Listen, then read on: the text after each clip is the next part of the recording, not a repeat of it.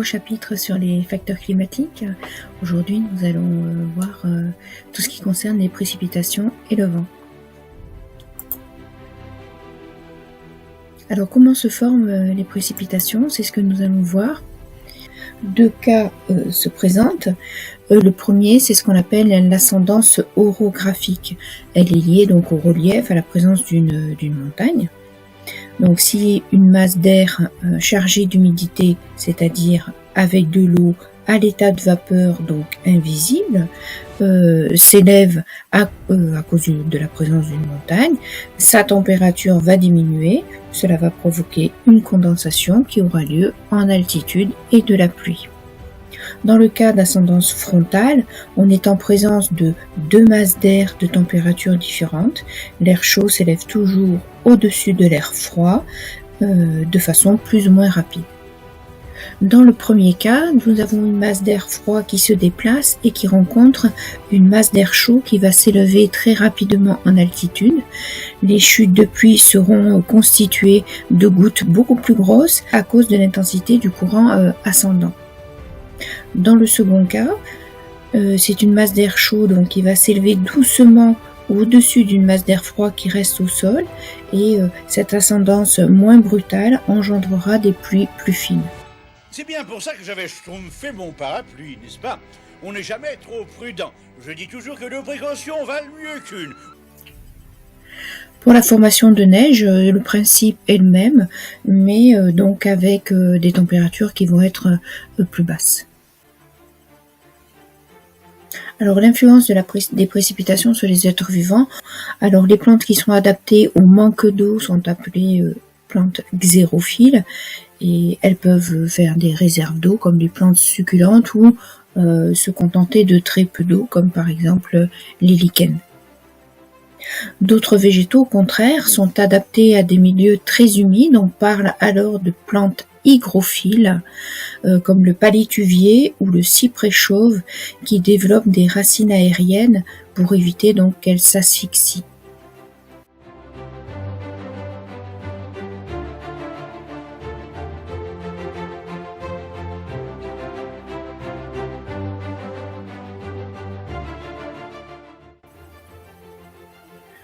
Pour les animaux, également on trouve des animaux qui sont xérophiles, c'est-à-dire qui sont adaptés au milieu sec. Le chameau ou le dromadaire font des réserves de graisse dans leurs bosses et ça leur constitue à la fois une réserve d'énergie, mais en produisant cette énergie, ils vont libérer de l'eau qui leur servira aussi quand il en manquera. Vous avez aussi la gerboise qui a besoin de très très peu d'eau pour survivre. Les organismes amphibies sont très adaptés au milieu humide.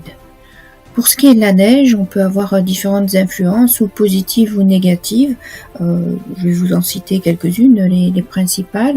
On constate que les arbres en altitude présentent une déformation en crosse ou en sabre qui est liée à la reptation du manteau neigeux qui va exercer donc une force au pied de ces arbres.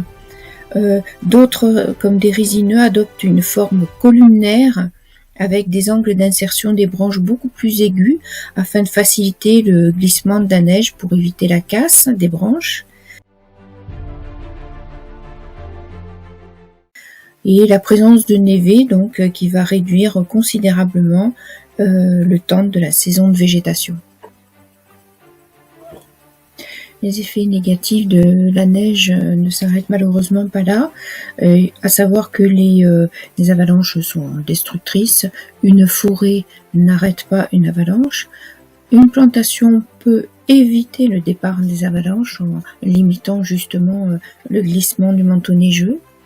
La neige peut briser par son poids les branches des arbres qui en sont blessées.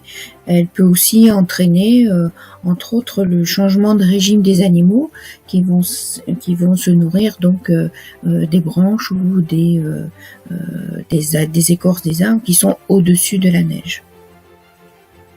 Nous avons également des effets positifs de la neige. Bon, ils sont assez nombreux, alors je ne pas parler des stations de ski puisque c'est pas dans le cadre d'un milieu naturel, mais il faut savoir que les anciens disaient qu'une bonne neige valait une bonne fumure.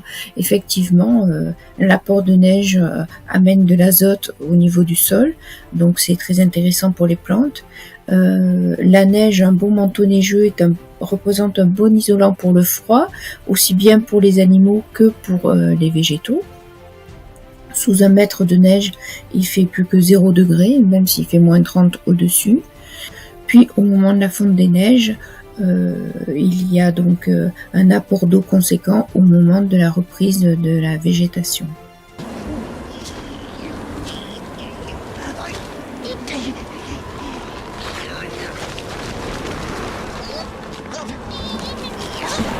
Voilà. En ce qui concerne les vents, on va d'abord parler de la formation des vents. Alors, les vents sont des courants d'air qui se déplacent des zones de haute pression, les anticyclones, vers les zones de basse pression, les dépressions. Ils sont détournés par la force de Coriolis qui est liée à la vitesse de la rotation de la Terre de façon différente entre l'hémisphère nord et l'hémisphère sud.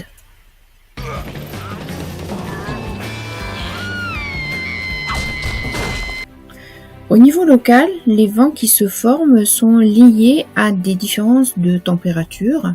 Le jour, le sol des plages se réchauffe plus vite que l'eau de mer. L'air chaud s'élève, entraînant un appel d'air de la mer vers la terre, et donc on a une brise de mer. La nuit, la terre se refroidit plus vite que l'eau, et l'air est plus doux au-dessus de la mer, il s'élève et il entraîne un appel d'air de la terre vers la mer, et donc on a une brise de mer.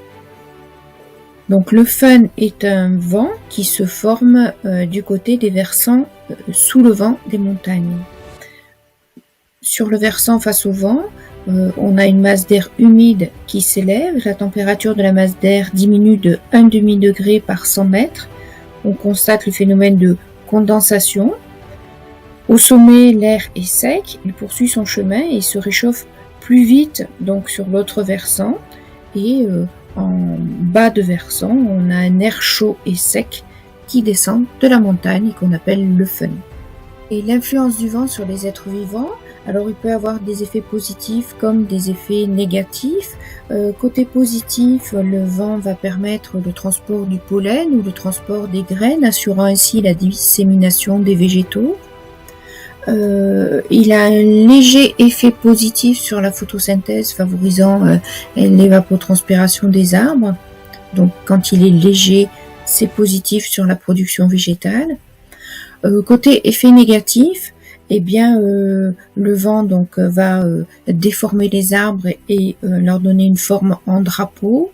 Il va favoriser le transport de différents éléments, notamment du sable qui peut avoir un effet abrasif sur des jeunes feuilles par exemple. Il va accentuer la sécheresse et enfin un effet non négligeable, c'est qu'il favorise la propagation des incendies. Nous nous trouvons sur la partie la plus maritime du Dramont, donc ce qui est face à la mer. Et bien sûr, la végétation va devoir s'adapter, en plus du soleil, à un autre ennemi qui est l'embrun. L'embrun, c'est-à-dire l'écume qui va être soulevée par le vent et qui va venir donc de cette mer Méditerranée frapper les végétaux. Certaines plantes, comme la barbe de Jupiter, la Timène hirsute ou les pins, se sont particulièrement bien adaptées à ce climat. Elles forment un écran végétal qui va permettre aux autres plantes de se développer à l'abri de ce paravent. Les grands végétaux comme les pins se mettent quasiment à l'horizontale et on a ici de très beaux exemples où les arbres se sont couchés pour se développer. Voilà, ce chapitre facteurs climatiques sur les précipitations et le vent est terminé. À bientôt. Et ce stage de tressage que vous vouliez faire, c'est pour quand ?